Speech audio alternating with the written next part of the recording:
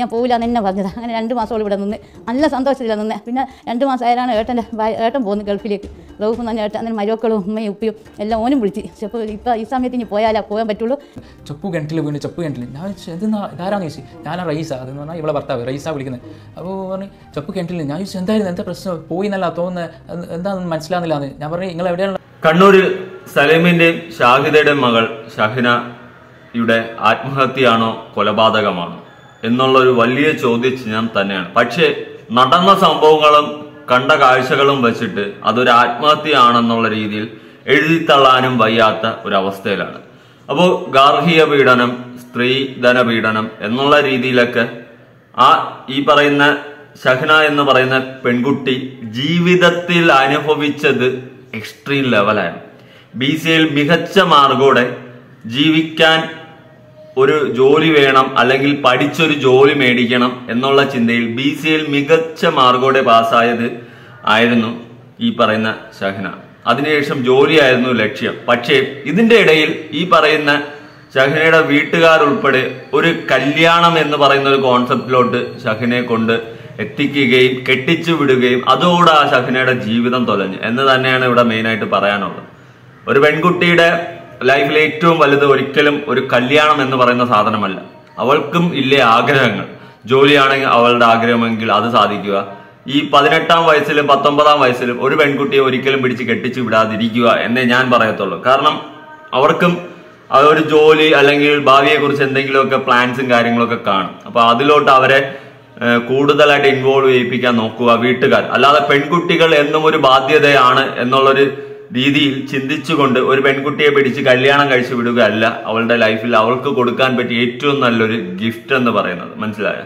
അവളുടെ ആഗ്രഹങ്ങൾ, അവൾക്ക് ജോലിയാണ് അത് ആഗ്രഹമെങ്കിൽ അത് കഴിഞ്ഞിട്ടൊക്കെ വീണ്ടും അവൾ പറയും അവൾക്ക് കല്യാണം വേണം എന്നുള്ള ആ സമയത്ത് വേണം കെട്ടിച്ചു വിടാൻ. അല്ലാതെ 18ഉം 17ഉം 19ലും ഒന്നും പിടിച്ച് കെട്ടിച്ചു വിടാതെ ഇരിക്കുക. എന്തായാലും ഷഹ്നയുടെ മരണം വളരെ ദാരുണ്യം തന്നെയാണ്. എന്തായാലും ആ ഉമ്മ പറയുന്ന കുറച്ച് കാര്യങ്ങളുണ്ട്, നമുക്കൊന്ന് കേട്ടു നോക്കാം. ഉമ്മ പിന്നെ ഈ പറയുന്ന ഷഹ്നയുടെ ഫ്രണ്ട്സ് കാര്യങ്ങളൊക്കെ പറയുന്ന കുറച്ചധികം കാര്യങ്ങളുണ്ട്. സ്ത്രീ പീഡനവും കാര്യങ്ങളൊക്കെ ആയിട്ട് ഷഹ്ന ലൈഫിൽ അനുഭവിച്ചത് നമുക്ക് ഒറ്റ നിമിഷം കൊണ്ട് പറഞ്ഞു തീർക്കാൻ പറ്റുന്നതല്ല. എന്തായാലും ഞാൻ ആ വീഡിയോ ഇവിടെ ഒന്ന് പ്ലേ ചെയ്യാം. ഡിഗ്രി ഫസ്റ്റിൽ അവളെ കല്യാണം ഉറപ്പിച്ചത്, ഡിഗ്രി സെക്കൻഡ് അതിനാള് എക്സാം എല്ലാം ഉറപ്പിച്ചു തരാം. ലാസ്റ്റ് ഇയർ എക്സാം എല്ലാം കഴിഞ്ഞത്. അവരിങ്ങോട്ട് വന്നതാ. വന്നിട്ട് നമുക്ക് ഉറപ്പാക്ക് തീരെ താല്പര്യമില്ല. ഈ പുല്ലൂക്കര നടന്ന ഉറപ്പാക്ക് ഇഷ്ടമില്ല. ഞാനും പറഞ്ഞ് ഞാൻ പറഞ്ഞു നമുക്ക് ഇപ്പം കഴിക്കൂല, അവളെടുത്തിന് കല്യാണം കഴിച്ച് 1 വർഷം കഴിഞ്ഞാളുള്ളൂ. അന്നേരം ഇവൻ്റെ ഉമ്മ പറഞ്ഞ് ഞാൻ പറഞ്ഞു നമുക്കിപ്പോൾ ഒന്നും കഴിക്കാൻ സാധിക്കില്ല, നമുക്ക് ആദ്യം മോളെ കല്യാണം കഴിഞ്ഞ് എന്നാൽ സാരിയില്ല ഇങ്ങോട്ട് വാ നമുക്ക് എന്തെങ്കിലും ആക്കാമെന്ന് പറഞ്ഞ്. അങ്ങനെ 2 ആൾ പോയി അവിടെ വ്യാപിൾക്ക് പോയാൽ പിറ്റേന്നാണ് ഓനും പെങ്ങളും ഉമ്മയും കാണാൻ വരുന്നോളാം. അപ്പോൾ അന്നേരം നമ്മളോട് പറഞ്ഞ് നിങ്ങൾ വാ നമുക്ക് ഉറപ്പിക്കാം. ഞാൻ ഇപ്പോൾ ആകെയില്ലാന്ന് പറഞ്ഞിട്ട് അവരെ നിർബന്ധം കൊണ്ടാണ് നമ്മൾ കല്യാണത്തിന് നിന്നത്. തീരെ താല്പര്യമില്ല, ഉറപ്പാക്ക് തീരെ താല്പര്യമില്ല. 3ാമത്തതല്ലേ വയ്യ, പിന്നെ കുറച്ചും കൂടി കഴിഞ്ഞിട്ട് കഴിക്കാം. 18 വയസ്സാണ് ഉറപ്പിക്കും നോക്ക്. 1 കൊല്ലം ഉറപ്പിച്ച് വെച്ചിന്. 19ാമത്തെ വയസ്സ് കഴിഞ്ഞ അവിടെ കല്യാണം. മൊത്തം 3 മക്കളായിരുന്നു. അതില് ഷഹ്ന ആണെന്ന് തോന്നുന്നു ഏറ്റവും ഇളയ മകൾ. ഒരു കല്യാണം അവൾക്ക് BCA കഴിഞ്ഞ് നല്ല ഉയർന്ന മാർക്കോടെ പാസ്സായി. പക്ഷേ അവളെ ഒരു കല്യാണം എന്ന കോൺസെപ്റ്റിൽ കൊണ്ടിട്ട് അവളുടെ ജീവിതം തൊലച്ചു കളഞ്ഞെന്നേ ഞാൻ പറയത്തുള്ളൂ. സത്യം, അവളുടെ സമ്മതം കൂടി കേൾക്കണമായിരുന്നു. അവളുടെ ആഗ്രഹങ്ങൾ എന്താണെന്ന് വീട്ടുകാർ അന്വേഷിക്കണമായിരുന്നു. അല്ലാണ്ട് ഒരു പെൺകുട്ടി എന്ന് പറയുമ്പോൾ അവളെ കല്യാണം കഴിപ്പിച്ച് വിടുന്നതാണ് ഏറ്റവും വലിയ അവൾക്ക് കൊടുക്കാൻ പറ്റിയത്, അല്ലെങ്കിൽ അവളുടെ ജീവിതം എന്ന് ചിന്തിക്കുന്ന ഒരുപാട് വീട്ടുകാരുണ്ട്. അവർക്കൊക്കെ ഇതൊരു പാഠമായിരിക്കട്ടെ എന്നേ ഞാൻ പറയത്തുള്ളൂ. കാരണം ഇങ്ങനെ ഒരു പെൺകുട്ടിയെ പിടിച്ച് കെട്ടിച്ചു വിട്ട് കഴിഞ്ഞാൽ 18ഉം 19ലും കെട്ടിച്ചു വിട്ട് കഴിഞ്ഞാൽ അവളുടെ ജീവിതം തൊലയത്തേ ഉള്ളൂ. മനസ്സിലായ? ഒരുപാട് വീട്ടുകാരെന്തോ ബാധ്യത പോലെയാണ് ഈ പെൺകുട്ടികളെ കാണുന്നത്. അതൊക്കെ മാറി ചിന്തിച്ചില്ലെങ്കിൽ അവസാനം ഇതുപോലെയൊക്കെ ഇരിക്കും. എന്തായാലും ബാക്കി കേൾക്കാം. ജോലി ചെയ്യണം. അങ്ങനെ അവളെ ഭർത്താവിനോട് പറഞ്ഞു എനിക്ക് ജോലി കിട്ടിയിരിക്കണം, 44 രൂപ ശമ്പളം ഉണ്ട്. അന്നേരം ഓൻ പറഞ്ഞാലും ഇനി ജോലിക്ക് കൂടി ഞാൻ അങ്ങ് നാട്ടിൽ വരാം, ഇനി ജോലി ചെയ്തിട്ടുള്ള പൈസ എനിക്ക് വേണ്ടാന്ന്. അന്നേരം അവൾ പറഞ്ഞു എന്നാൽ ലോയിബായിക്കുള്ള റേസ് കാൻ ഇഷ്ടമല്ല, എൻ്റെ ഇഷ്ടം. അങ്ങനെ ഭർത്താവിൻ്റെ ഇഷ്ടം നോക്കിയിട്ട് നടക്കുന്ന മോളാണ് എൻ്റെ മോള്. 40,000 സാലറിയെല്ലാം തരാമെന്ന് പറഞ്ഞിട്ട് പോലും ഇവൻ അതിന് അനുവദിച്ചില്ല. അല്ല, അവൻ്റെ വീട്ടിലൊരു അടിമയെ പോലെ അവൻ്റെ ഉപ്പാലിമാരി നോക്കി നിൽക്കണം എന്ന് പറഞ്ഞ് അത് അവളോട് ഒഴിവാക്കി ജോലി. ഷഹ്നയുടെ അവസ്ഥ ഇതായിരുന്നു. ഒരു ജോലി 40,000 രൂപ കിട്ടുന്ന ഒരു ജോലി കിട്ടിയിട്ട് പോലും അതിന് പോലും പോകാൻ പറ്റാതെ വീട്ടിലൊരു അടിമ കണക്കിനാണ് അവൾ ജീവിച്ചത്. കാരണം അവിടെ കെട്ടിപ്പോയ വീട്ടില് അവിടെ പോയിട്ട് അവിടെ ആ കെട്ടിയവന്റെ അമ്മയും അച്ഛനെയൊക്കെ നോക്കി അവിടെ ജീവിതം ജീവിച്ച് തീർത്ത് പോകേണ്ട ഒരു അവസ്ഥയാണ് ഷഹ്നയ്ക്ക് വന്നത്. 40,000 രൂപ കിട്ടുന്ന ഒരു ജോലിക്ക് പോകാൻ പോലും സമ്മതിക്കില്ല. അങ്ങനെ പോവുകയാണെങ്കിൽ ഞാൻ നിർത്തിയിട്ട് നാട്ടിൽ വരാമെന്ന്, ഞാൻ വീട്ടിൽ ഇരിക്കാന്ന്. എന്തൊക്കെയാടാ ഇതൊക്കെ? ഇതൊക്കെ എന്തുവാ? പെൺപിള്ളേരെന്ന് വെച്ചാൽ അടിമകളാണ് നിന്റെയൊക്കെ, ഓരോരുത്തന്മാരുടെ അടിമകളാണ്. വീട്ടിലിങ്ങനെ വെറുതെ കയറി കിടന്നാൽ മാത്രം മതിയോ പെൺപിള്ളേരായ? ഇതൊക്കെ എന്ത് പരിപാടിയായി കാണിച്ചു കൂട്ടുന്നത്? സ്ത്രീകൾ എന്തുവാടാ? സ്ത്രീകൾ ജോലിക്ക് പോയി എന്താ നിനക്കൊക്കെ കുഴപ്പം? വീട്ടിൽ അടിമക്കണക്കിന് അടുക്കളയിൽ കിടന്ന് തീരാനുള്ളതാണോ? ഓരാ കഴിഞ്ഞിട്ട് അവസാനം കൊന്നു തള്ളിയിരിക്കണം പാവത്തിന്. കല്യാണം കഴിഞ്ഞിട്ട് 2 മാസം ഭർത്താവ് നാട്ടിൽ, 3ാമത്തെ മാസം ഇവൻ പോകുന്നത്, 2ാം മാസം ഗർഭിണിയാണ്. അങ്ങനെ പോകുന്നെന്ന് നമ്മൾ പോയിന് അവൻ്റെ വീട്ടിൽ. കുറേ ആൾ പോകില്ല യാത്ര പോകുമ്പോൾ. അങ്ങനെ അന്ന് നമ്മളിങ്ങനെ പോകുന്ന മാരി വാങ്ങോട്ട് നിസ്കരിക്കാൻ പോയി മേലെ. പിന്നെ പിറ്റേന്ന് കാണാൻ എൻ്റെ മോൾ ആ സമയത്ത് തന്നെ വിളിക്കുന്നത്, ഉമ്മ എൻ്റെ ഒരു മാലി 2 വളയും കാണുന്നില്ല, ഉമ്മ എടുത്തിനെന്ന് അവിടുന്ന് പറയുന്നത്. എൻ്റെ ഉമ്മ നിസ്കരിക്കാനും പോയതല്ല, സ്വർണ്ണം എടുക്കാൻ പോയതാണ്. ഞാൻ പറഞ്ഞു, മോളെ എന്തിനും എൻ്റെ സ്വർണ്ണം എടുക്കുന്നത്? എൻ്റെ ഏടത്തിമാർ 2 ആളില്ല ഇവിടെ, ഓരോ സ്വർണ്ണം ഇല്ല ഇവിടെ, അതെടുത്താൽ പറയില്ല. ഉമ്മാൻ തന്നെയാണ് പറയുന്നത്. ഞാൻ പറഞ്ഞു, ഞാൻ ആരെങ്കിലും ഒന്ന് ആലോചിച്ച് നോക്കുമ്പോൾ ആടാരും വന്നില്ല. ഒരു ഏട്ടിൻ്റെ ജ്യേഷ്ഠൻ്റെ ഭാര്യൻ്റെ ഏട്ടിൻ്റെ മോൾ ഇവിടെ വന്നില്ല. എൻ്റെ മഹറൊന്ന് നോക്കട്ടെ, ഞാൻ ഫോട്ടോ എടുക്കട്ടെ എന്ന് പറഞ്ഞിട്ട് അവൾ ഫോട്ടോ എടുത്തിട്ട് ഈ ചാവി എടുക്കാണ്ട് മേശയിൽ വെച്ചിട്ട് അവൾ താഴെ പോയി. ആ സമയത്ത് അവൾ ആരോ ചെപ്പം വിളിച്ചു പോരും. താഴെ പോയിട്ട് ചാവി എടുത്തിട്ടില്ല. പിന്നെ പിറ്റേന്ന് ഇവിടെ വരുന്ന 2 ദിവസം കഴിഞ്ഞിട്ട് ഡോക്ടർക്കെല്ലാം കാണിച്ചിട്ട് ഇവിടെ കൊണ്ടാക്കുന്ന. അന്നേരം അവൾ സ്വർണ്ണം എല്ലാം എടുത്തിട്ട് ബാഗിൽ വെക്കാൻ നോക്കുമ്പോൾ ഇത് കാണുന്നില്ല. അന്നാ എന്നെ വിളിച്ച് ചോദിച്ചത്, കാണുന്നില്ല. അന്നേരം അവൾ ഞാൻ ഇത് മഞ്ചാനെന്ന് പറഞ്ഞ പെൺകുട്ടി ഇവിടെ വന്നിന്. പിന്നെ ഞാൻ പറഞ്ഞ ഓളെ എന്നെ എടുത്തത് മോളെ, ഞാൻ സത്യമായിട്ട് എടുത്തില്ല, ഞാൻ ഏടെ വേണം എനിക്ക് സത്യമായിട്ട് തരാമെന്ന് പറഞ്ഞു. ആ പെൺകുട്ടിയെ കെട്ടിക്കൊണ്ട് പോയി ജീവിതം തൊലച്ചതുൾപ്പെടെ, അതായത് ഒരു ജോലിക്ക് പോലും വിടാതെ വീട്ടിലൊരു അടിമക്കണക്കിന് അവളെ ഇട്ടിരുന്ന് അവളെ മാക്സിമം എങ്ങനെയൊക്കെ വേദനിപ്പിക്കാം എന്നുള്ള രീതിയിൽ കൊണ്ടിട്ടിരിക്കുന്നതിന് പുറമെ ഒരു മോഷണ കേസും കൂടി ഈ പറയുന്ന പെൺകുട്ടിയെയും പെൺകുട്ടിയുടെ കുടുംബത്തിന്റെ തലയിലും എടുത്ത് അടിച്ചു വെച്ച് കൊടുക്കുകയാണ് ഈ പറയുന്ന പയ്യന്റെ വീട്ടുകാർ. എന്തുവാടേ ഇത്? എന്തിനാണ് നീയൊക്കെ പെണ്ണ് കെട്ടിയതെന്നേ ഞാൻ ചോദിക്കത്തുള്ളൂ. നിനക്കൊക്കെ എന്തിനാണ് നീയൊക്കെ പെണ്ണ് കെട്ടിയത്? ഇങ്ങനെ ഒരു പെൺകുട്ടിയെ കൊണ്ടിട്ട് നിനക്കൊക്കെ തട്ടിക്കളിക്കാനും അപമാനിക്കാനും പീഡിപ്പിക്കാനും ആണെങ്കിൽ, കൊല്ലാനും ആണെങ്കിൽ എന്തിനാ നീ പെണ്ണ് കെട്ടിയത്? സീരിയസ്ലി ഞാൻ ചോദിക്കുക, എന്തിനാ നീ പെണ്ണ് കെട്ടിയത്? ഒരവസ്ഥയാണ് കേട്ടോ ഇതൊക്കെ, ഒരവസ്ഥയാണ്. ഇവനെയൊക്കെ തക്കതായ ശിക്ഷ കൊടുക്കണം. ഒരു പെൺകുട്ടി എന്ന് പറയുമ്പോൾ നിന്റെയൊക്കെ കളികളായിട്ടാണോ നീക്ക് കാണുന്നത്? എനിക്ക് അറിയാൻ പാടില്ലാത്തതുകൊണ്ടാണ് ചോദിക്കുന്നത്. ഇങ്ങനെ കൊണ്ടിട്ട് തട്ടിക്കളിച്ച് നിന്റെയൊക്കെ സ്വാർത്ഥ താല്പര്യങ്ങൾക്ക് യൂസ് ചെയ്തിട്ടും അടുത്ത് ഓരോ മോഷണ കേസും മാല അടിച്ചോണ്ട് പോയി. നിനക്കൊക്കെ എന്തുവാടെ ഇതൊക്കെ? എന്തുവാ ഇത് നടക്കുന്ന? ഓരോ കുടുംബങ്ങളിലും നടക്കുന്നതാണ് ഇതൊക്കെ. കഷ്ടം. ഭാഗ്യക. ഏപ്രിൽ 20-ാം തീയതി സംഭവം. 21 നോമ്പാ നമുക്ക് കഴിഞ്ഞല്ല. ഓട്ടോ കുറേ ഡ്രസ്സെല്ലാം കൊണ്ട് ഇങ്ങോട്ട് വന്ന് ഞാൻ പോവില്ല എന്ന് തന്നെ പറഞ്ഞതാണ്. അങ്ങനെ 2 മാസത്തോളം ഇവിടെ നിന്ന് നല്ല സന്തോഷത്തിലാണ് നിന്ന്. പിന്നെ 2 മാസം ആയാലാണ് ഏട്ടൻ പോകുന്നത് ഗൾഫിലേക്ക്. റൗഫ് എന്ന് പറഞ്ഞ ഏട്ടൻ. അങ്ങനെ മരുമക്കളും ഉമ്മയും ഉപ്പയും എല്ലാം ഓനും വിളിച്ച്. അപ്പോൾ ഇപ്പോൾ ഈ സമയത്ത് ഇനി പോയാലേ പോകാൻ പറ്റുള്ളൂ, അല്ലെങ്കിൽ എനിക്ക് അവിടെ ഒരിക്കലും പോകാൻ പറ്റില്ല. എപ്പോൾ ഇങ്ങനെ 2 ആളും. അങ്ങനെ മരുമക്കളെല്ലാം വിളിച്ചു, അമ്മ നിങ്ങൾ വരണം, നമുക്ക് കല്യാണം കഴിക്കണ്ടേ, നിങ്ങൾ ഇനി അവിടെ നിൽക്കുക, നിങ്ങൾ വരണമെന്ന്. അങ്ങനെ എൻ്റെ മോളുമ്മ ഞാൻ പോകുന്നത്. ഞാൻ പറഞ്ഞു, ഞാനറിയില്ല, നമ്മളെ എൻ്റെ ഇഷ്ടം പോലെ ചെയ്താൽ ഞാൻ പോകുന്ന ഉമ്മ ഷെഫിനെ എന്നോട് ഒരു മാപ്പ് പറഞ്ഞില്ല. മാപ്പ് പറഞ്ഞ പോലെ വിളിച്ചത് ഇനി വരണമെന്ന്. അങ്ങനെ ഞാൻ പോകുന്നമ്മ ഇനി ഒന്നും ഉണ്ടാവില്ല എന്ന്. അങ്ങനെ എൻ്റെ മോൾ അവിടത്തേക്ക് പോയത്. എന്തായാലും ഇതേ തുടർന്ന് ഷഹ്ന എന്തായാലും ചെയ്തിട്ടില്ല മോഷണം, താനും തൻ്റെ ഉമ്മയും ഒന്നും ചെയ്തിട്ടില്ല എന്നുള്ള ഒരു സിറ്റുവേഷനിലായപ്പോൾ ഗതികേട് കൊണ്ട് സ്വന്തം ഭർത്താവിന്റെ വീട്ടുകാർക്കെതിരെ തന്നെ മീൻസ് അങ്ങനെയുള്ള രീതിയിൽ പോലീസിൽ പരാതി കൊടുത്തു. ചുക്ലി പോലീസ് സ്റ്റേഷനിൽ പരാതി കൊടുക്കുകയും അവസാനം ഇത് ഷഹ്നയുടെ വീട്ടുകാരും ഒന്നും അല്ല ഇത് ചെയ്തതെന്ന് തെളിയുകയും ചെയ്തപ്പോൾ ഈ പറയുന്ന ഭർത്താവിന്റെ വീട്ടുകാർ കൈമലർത്തി. ഞാൻ അങ്ങനെയുള്ള ചെറിയ വേറെ ആരാണ് അവിടെ എടുത്തത്? ഓക്കെ, അവരുടെ ആരോ എടുക്കുന്നുണ്ട്.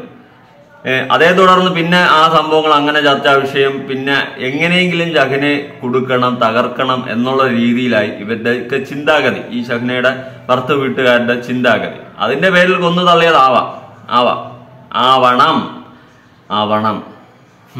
എന്തായാലും ഷഹ്നയുടെ ഒരു ഇന്റിമേറ്റ് സുഹൃത്ത് പറയുന്ന കുറച്ച് കാര്യങ്ങളുണ്ട്, നമുക്കൊന്ന് കേട്ടു നോക്കാം. ഈ അറിയാത്ത നമ്പറാണ് ഞാൻ ഈ കോൾ എടുത്ത്. അപ്പോൾ ആണ് പറയുന്നത്, എനിക്ക് സൗണ്ട് അങ്ങ് മനസ്സിലാകുന്നില്ല. ചെപ്പ് കിണറ്റിൽ ഞാൻ ഇതാരാന്ന് ചോദിച്ചു. ഞാനാ റൈസ, അതെന്ന് പറഞ്ഞാൽ ഇവിടെ ഭർത്താവ് റൈസ വിളിക്കുന്നത്. അപ്പോൾ പറഞ്ഞു ചെപ്പ് കിണറ്റിൽ. ഞാൻ ചോദിച്ചു എന്തായിരുന്നു, എന്താ പ്രശ്നം, പോയി എന്നല്ല തോന്നുന്നത്, എന്താണെന്ന് മനസ്സിലാകുന്നില്ല എന്ന്. ഞാൻ പറഞ്ഞു നിങ്ങൾ എവിടെയുള്ള ഹോസ്പിറ്റലിലേക്കാണ് പോകുന്നതെന്ന് ചോദിച്ചു.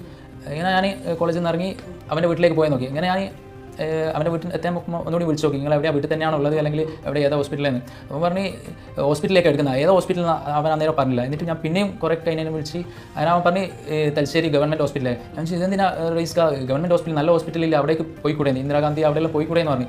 അപ്പോൾ പറഞ്ഞ് ഞാൻ തലശ്ശേരി ഹോസ്പിറ്റലിലേക്ക് ഉണ്ടെങ്കിൽ ഇനി ഇവിടെ ഞാൻ വന്നു. അങ്ങനെ എനിക്ക് സംഭവം മനസ്സിലാക്കില്ല ഇവൾ മരിച്ചു എന്നുള്ളത്. ഞാനങ്ങനെ പോയി ഇങ്ങനെ എന്തായാലും കിണറ്റിൽ വീണാലോ ഇങ്ങനെ ഉണ്ടാകാൻ കാഷ്വാലിറ്റിയിലാണല്ലോ. അപ്പോൾ ഞാൻ കാഷ്വാലിറ്റി പോയി ചോദിച്ച് പോയി നോക്കുമ്പോൾ ഇങ്ങനെ ഷഫ്ന എന്ന് പറഞ്ഞാൽ ആരെങ്കിലും അഡ്മിറ്റ് ആയിട്ടുണ്ടോ കിണറ്റിൽ വീണ, അങ്ങനെ പറഞ്ഞ് ഇല്ലല്ലോ ഇവിടെ അങ്ങനെ ആരും അഡ്മിറ്റ് ആയിട്ടില്ല. അങ്ങനെ എനിക്ക് സംഭവം മനസ്സിലാക്കില്ല ഇവൾ മരിച്ചെന്ന് എനിക്ക് ഇതായിട്ടില്ല. അപ്പോൾ ഞാൻ അങ്ങനെ ഒരു സെക്യൂരിറ്റിനോട് ചോദിച്ചു ഇവിടെ ആരെങ്കിലും കിണറ്റിൽ വീണ് പുല്ലുകരയിൽ ആരും വന്നിനോ എന്ന് ചോദിച്ചു. അപ്പോൾ അവർ പറഞ്ഞ് മോർച്ചറിയിലുണ്ട്.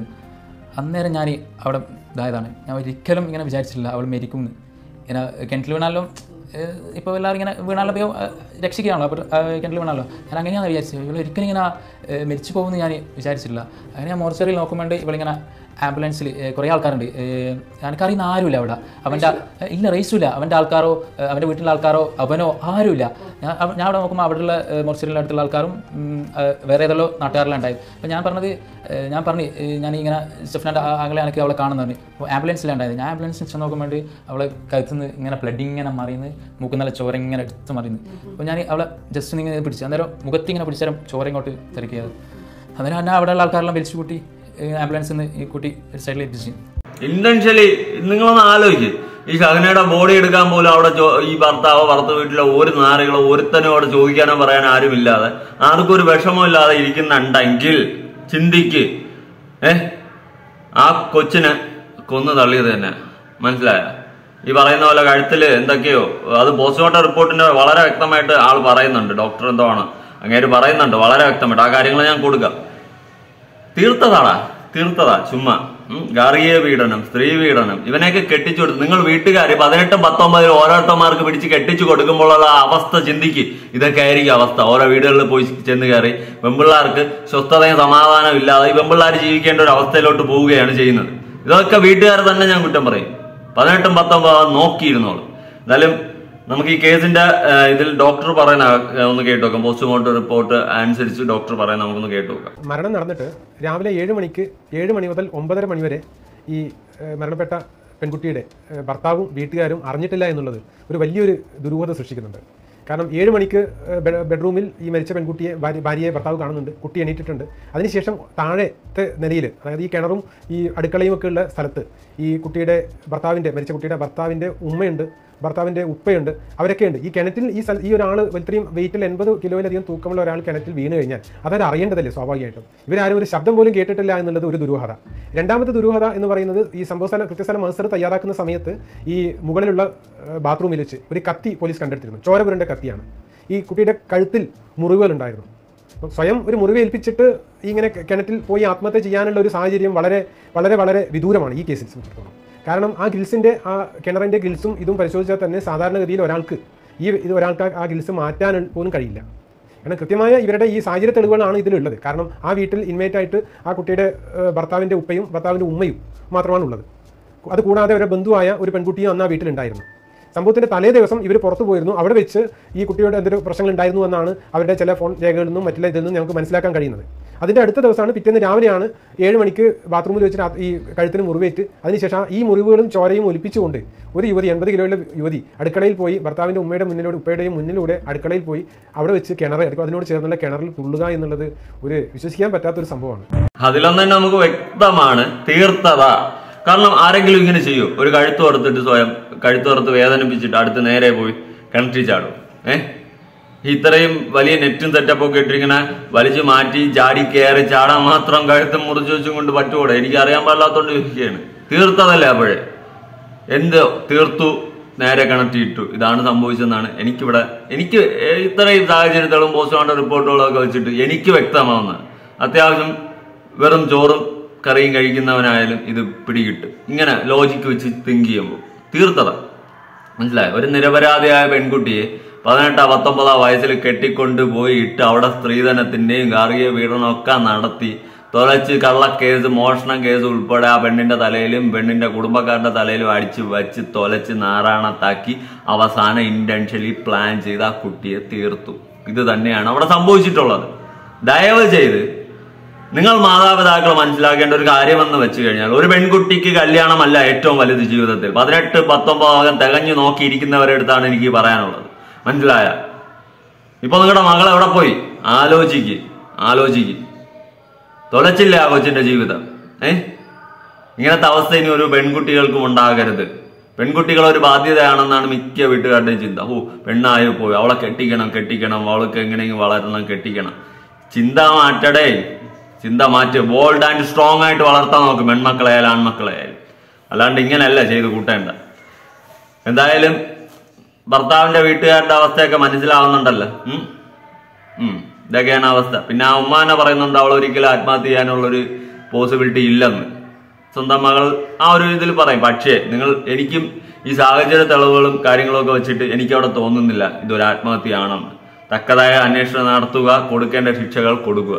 എന്തായാലും നിങ്ങളുടെ അഭിപ്രായങ്ങളും കാര്യങ്ങളും ഉറപ്പായിട്ട് താഴെ കമന്റ് ചെയ്യുക. പുതിയ വീഡിയോ ആയിട്ടാണ്.